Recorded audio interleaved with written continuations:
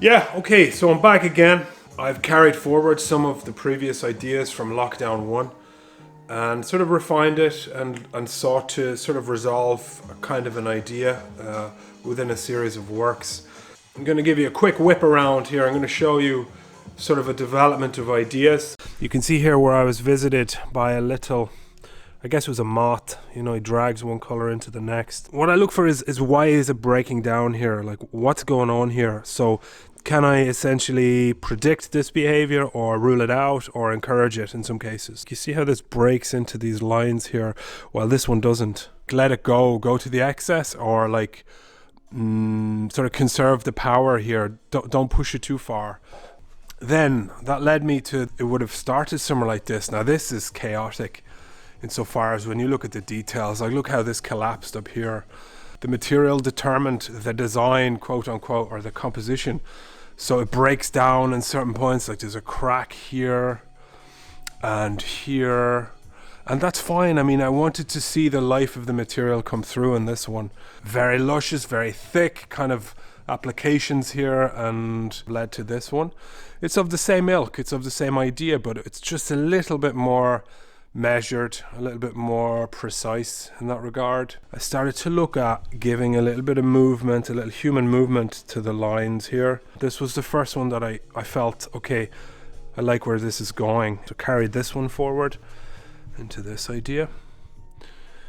So I took sort of the best and I carried it over here, and I added some distortions so you can see how that reads.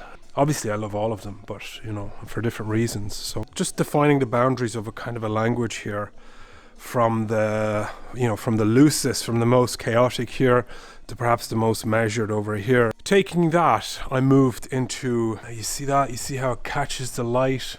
There's a sort of a concave aspect to those ridges, and that wraparound effect I think is really, really pleasing. So that's where it is now. My intention was, of course, exhibition, to try to put these together so that you can read a progression or a variation amongst this language, but I just don't see how that's going to happen in any kind of satisfactory way anytime soon. I've taken a few of these and I'm going to offer them through galleries. The details will be forthcoming.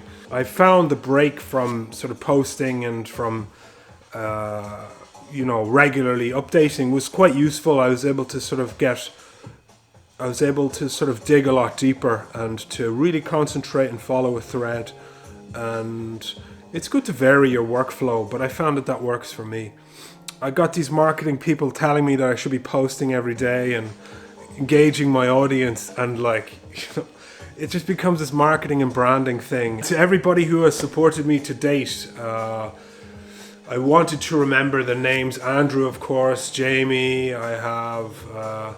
I can't remember all the names, but to everybody who has supported me to date, particularly this year, I am extremely grateful for your support, for your comments, for your kind words even. It's not really about money, it's just about the dialogue, the movement of art, the movement of ideas. I think is really where I think the world can change and people can heal. And so I would like to say a big thank you to everybody who has supported me to date. That's where I am at the moment, so I guess you could check out the website if you're interested in buying something. And I hope you're staying safe, and I hope you're well, and